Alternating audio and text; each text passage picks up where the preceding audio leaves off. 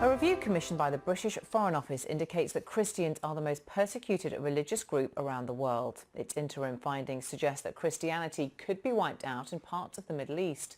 The British Foreign Secretary, Jeremy Hunt, said political correctness had prevented proper discussion of the subject. Well, with me now is Christopher from the campaigning group Alliance Defending Freedom International.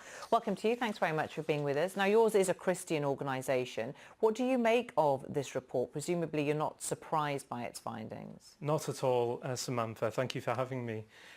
We welcome this report, as do many of us, and it's a great first step by the government in recognising that this has been a neglected issue in the press, by government departments, politically, over the last many years, in fact. That Christian persecution happens to 80% of the 1/3 of the world who suffer religious persecution. And why? Why is that? What's happening out there? What's happening out there are two sources, according to the report by the Bishop of Truro.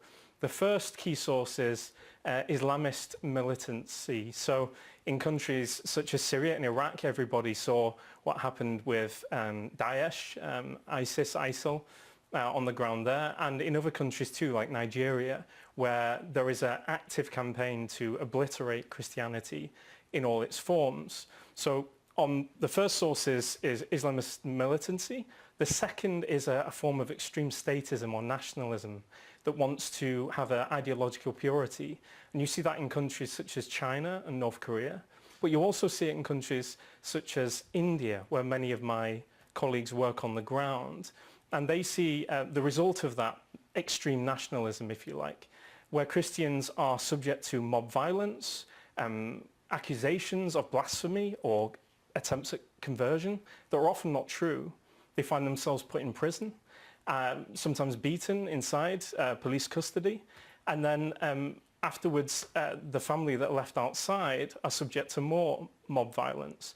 And of course the social pressure on the police, on the justice system to convict these people regardless of the evidence in front of them. And so we have lawyers on the ground in India with 24-hour hotlines that Christians can call and people of other beliefs, other minorities too, so that it can get early legal intervention. It's clearly a huge problem in many different countries.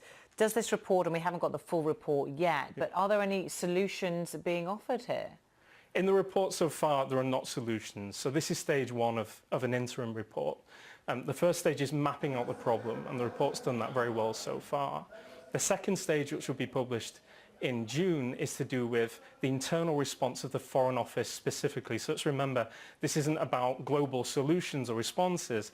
This is about the UK Foreign Office and its response so far, and looking at new tactics in the future too. So the response will come in June. Okay, no doubt we'll talk about it then. Christopher, thanks very much for taking us through that. Thank you. Thank you.